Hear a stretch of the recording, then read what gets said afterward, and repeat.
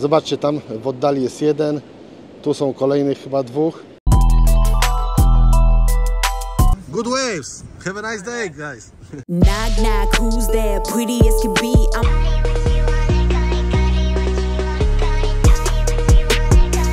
Ponieważ tutaj jednej z mieszkanek objawiła się gipsowa statua matki.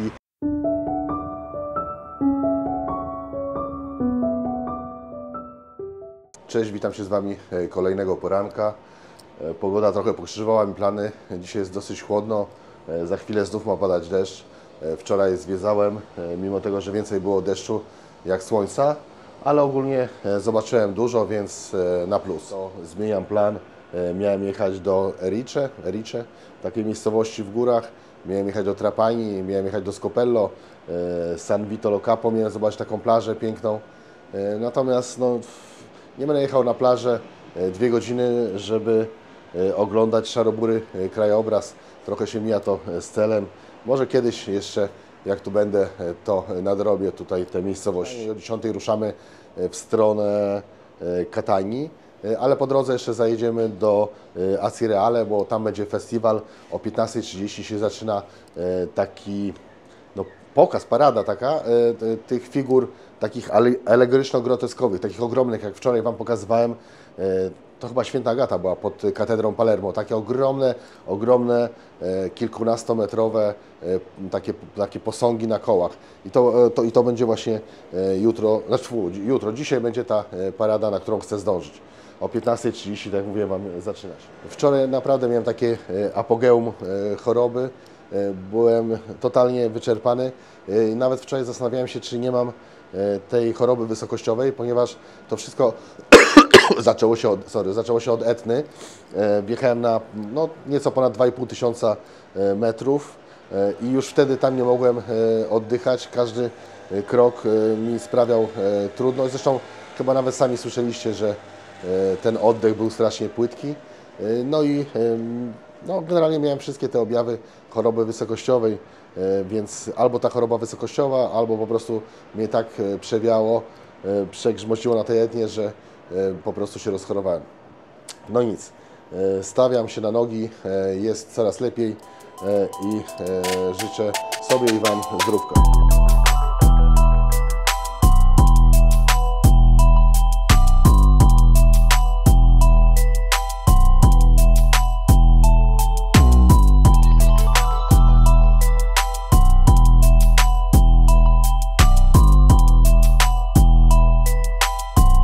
Powiem Wam historię związaną tutaj ze stacją benzynową i z benzyną. Macie tam cenę euro 78, przepraszam. I jak podjedziecie na stację benzynową i zatankujecie sobie sami, to macie euro 78. Natomiast jak podejdzie do Was pracownik stacji i Wam zatankuje, to macie prawie 2 euro. Powiem Wam, że pierwszy raz z czymś takim się spotykam.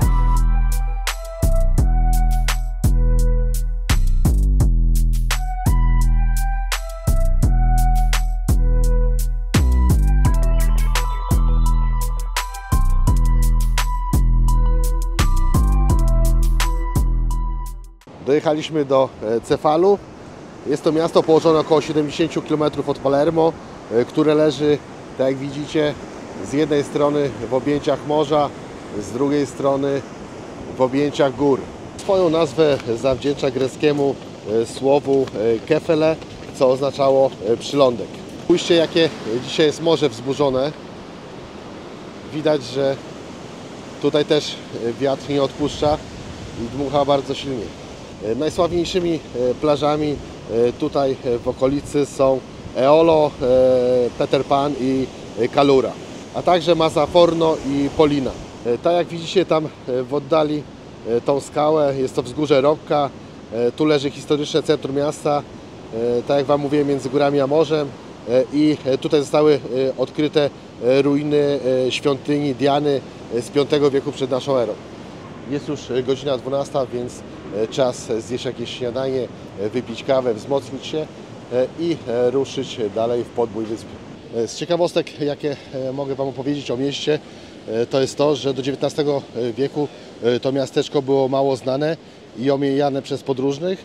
Dopiero odkrycie go przez francuskich podróżników spowodowało lawinę turystów odwiedzających to miejsce. Żeby zobrazować Wam to, jak ta kula śnieżna się rozpędziła z wierzchołka góry, to powiem Wam, że miasteczko, w którym mieszka 13 000 osób, w 2019 roku wynajęło, wliczając w to hotele, mieszkania czy pensjonaty, turystom swoje zasoby 800 000 razy w ciągu jednego roku. Pierwszym punktem, który odwiedzę w Cefalu, jest Lowatojo Medievale, czyli średniowieczna pralnia w unikatowym stylu. Zobaczcie, jak to kiedyś kobiety musiały prać swoje i swojej rodziny ciuchy.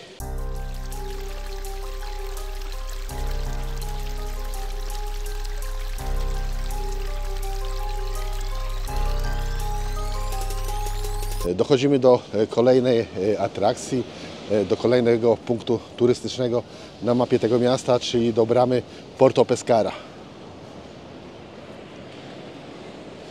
No zobaczcie, morze, słońce zaszło i zupełnie inny kolor ma morze, takie szaro-burę, a jak wjeżdżałem, to tutaj to było takie niebiesko-lazurowe, no ale jak wjeżdżałem, tutaj to słońce świeciło.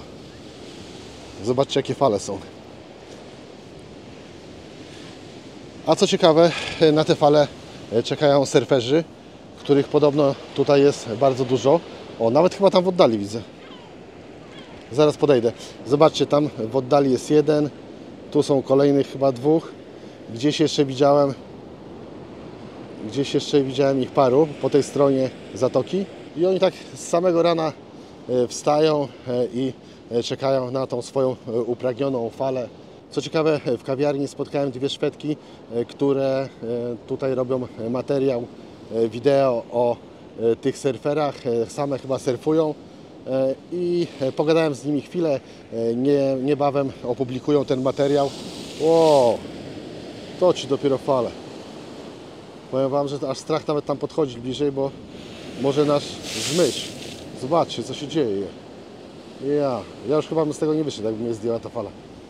Powiem Wam tak, naprawdę respekt przed takimi ludźmi, którzy mają taką zajawkę, że uprawiają sporty ekstremalne, nawet przy tak niekorzystnej pogodzie, bo jest dosyć chłodno, jest ze 14 stopni, zimno wiecznie i co chwilę tutaj kropi deszcz i fale są, myślę, że są bardzo, bardzo mocno zdradliwe i wydaje mi się, że nie mówię z przesadą, ale na pewno ryzykują życie, bo to jest żywioł, morze to jest żywioł i nie są w stanie przewidzieć, jak ta fala ich zabierze.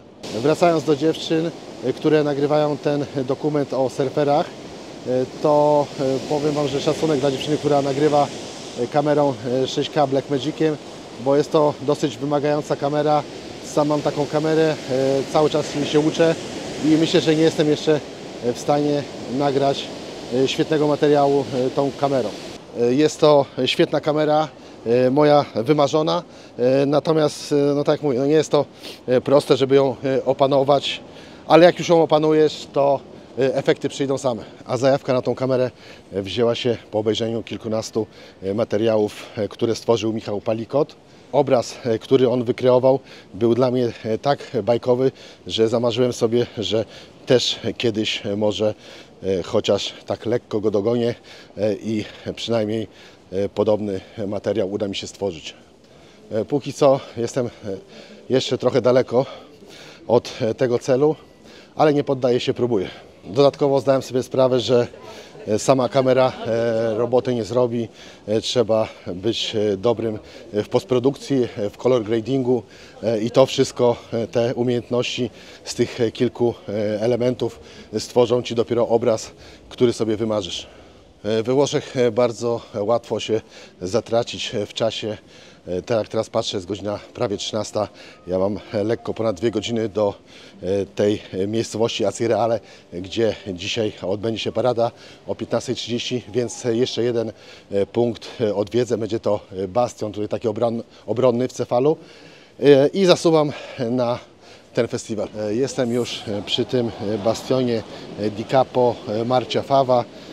Jest to bastion, który był częścią obronną miasta, wspomagając się licznymi armatami, odpierał ataki wroga.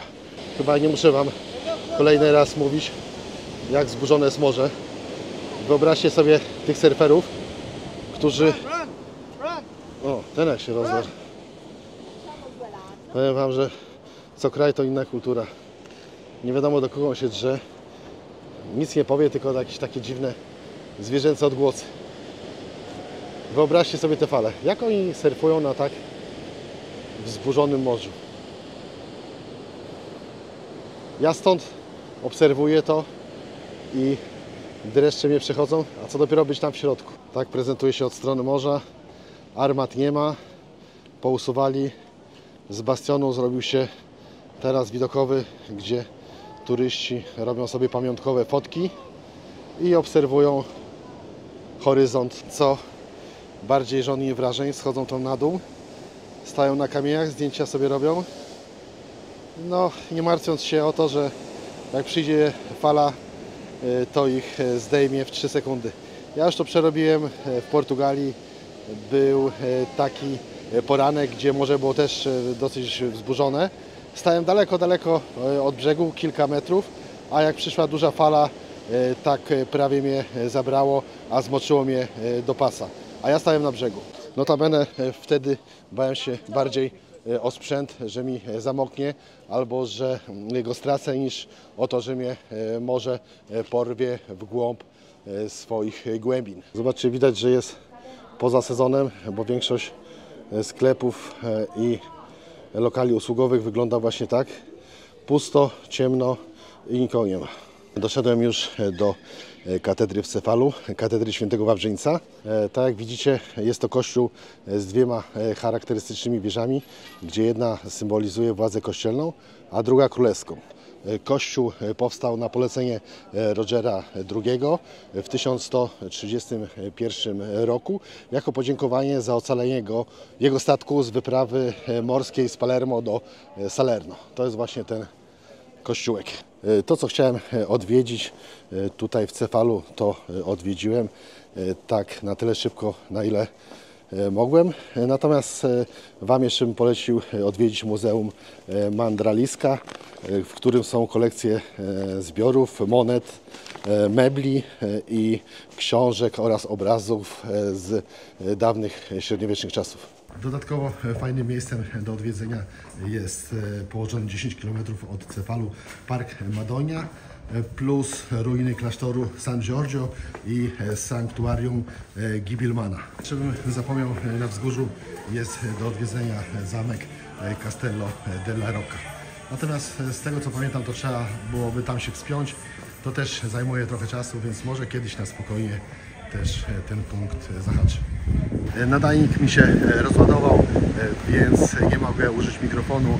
Będą szumy, będą trzaski, więc ani to komfortowe dla Was, ani komfortowe dla mnie.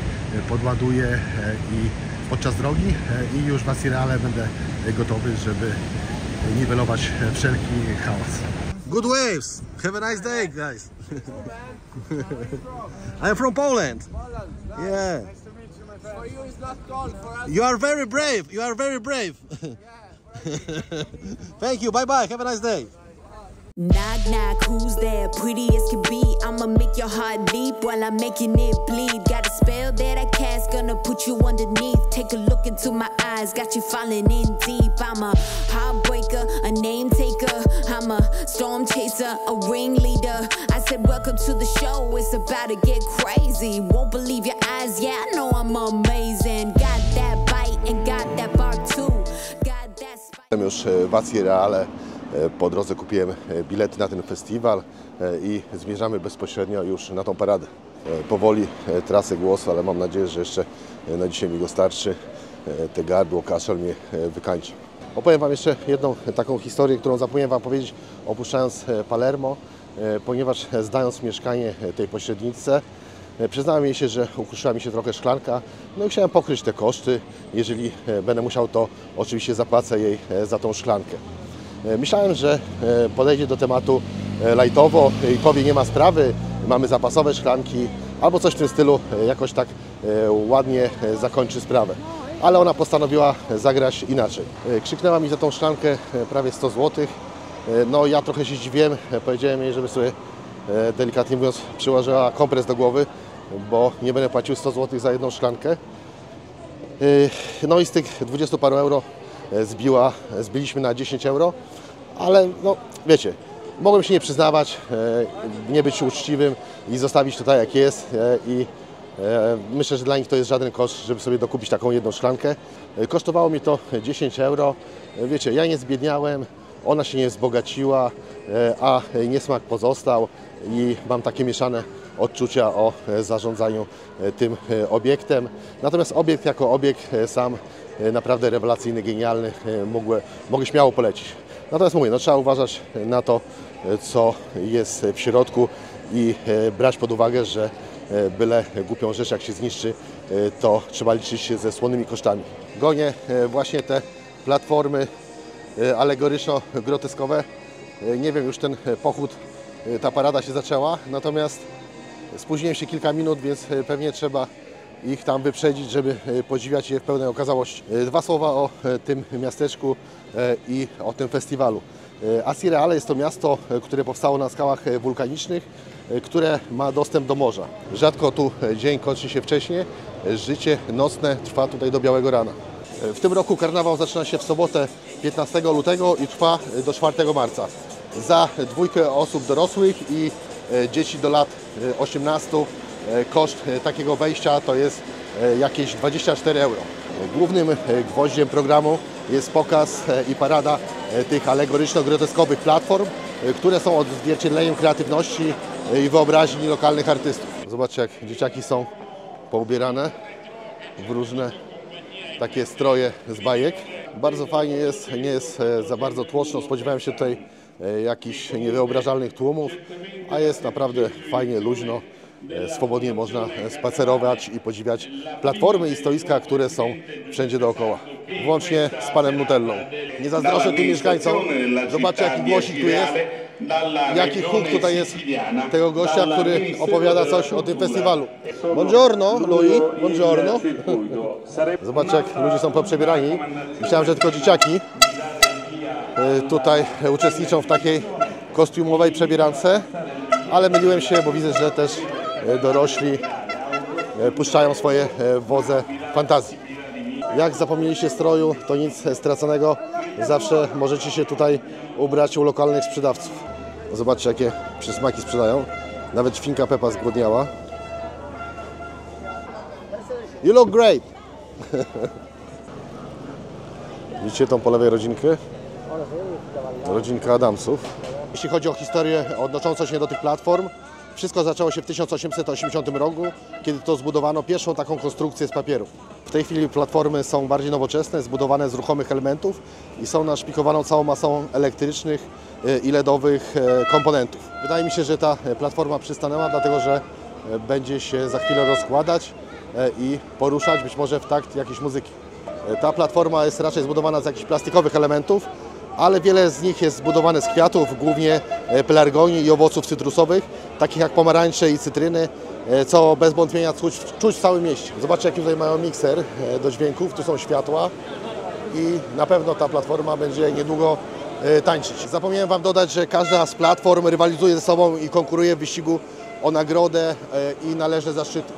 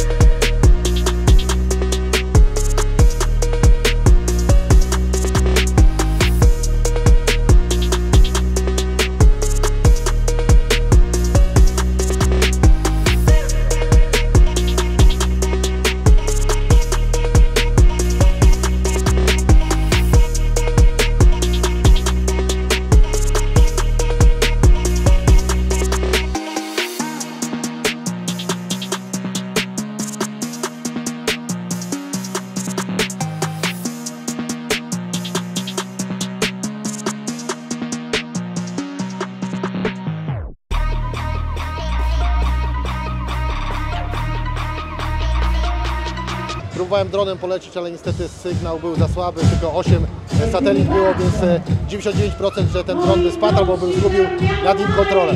Spróbuję dalej tam polatać, jak ta platforma się przerzuci kawałek tutaj w stronę głównego placu.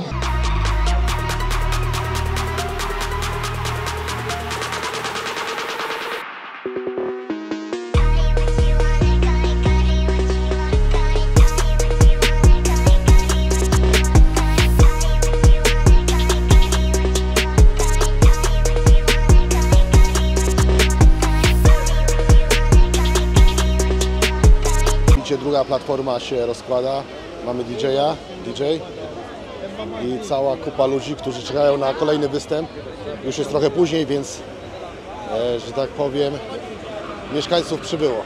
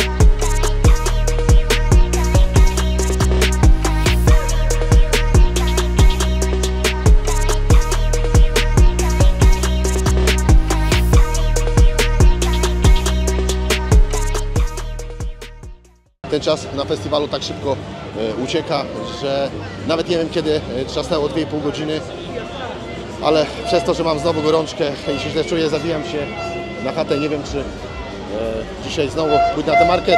Postaram się gdzieś na pewno być. Gonimy teraz tą platformę, cykniemy sobie jeszcze takie pożegnalne zdjęcie i lecimy dalej coś zjeść.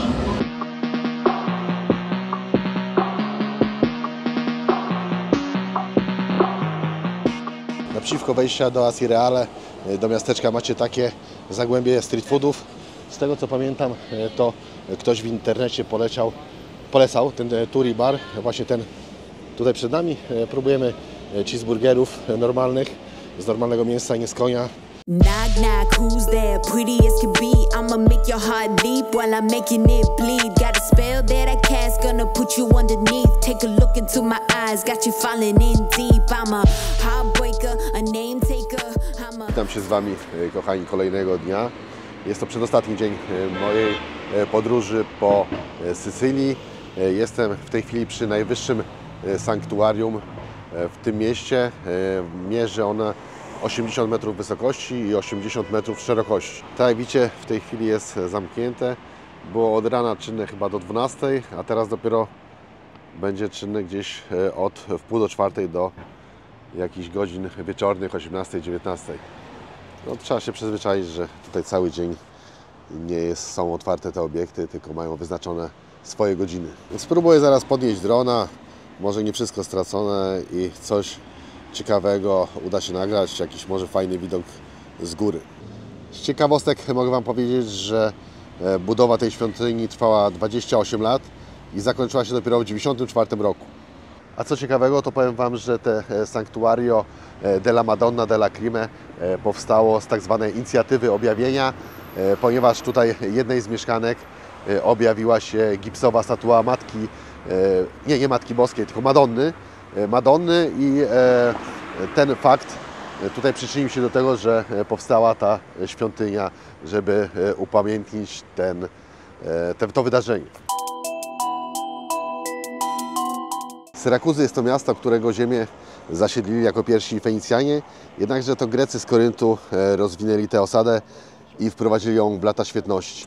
To właśnie w tym mieście, w Syrakuzach, poniósł śmierć sławny matematyk Archimedes. Jest to miasto, tak jak widzicie, które ma dwa oblicza, antyczne kontra nowoczesne. Dla fanów archeologicznych ruin jest tutaj co oglądać. Mamy w Syrakuzach archeologiczny park, grecki teatr, rzymski amfiteatr, jaskinie, tak zwane ucho Dionizosa, czy Muzeum Archeologiczne. Ja Wam opowiadam o archeologii, o ruinach, a zapomniałem Wam kompletnie powiedzieć, przy jakim obiekcie jesteśmy. Jest to świątynia Apolla.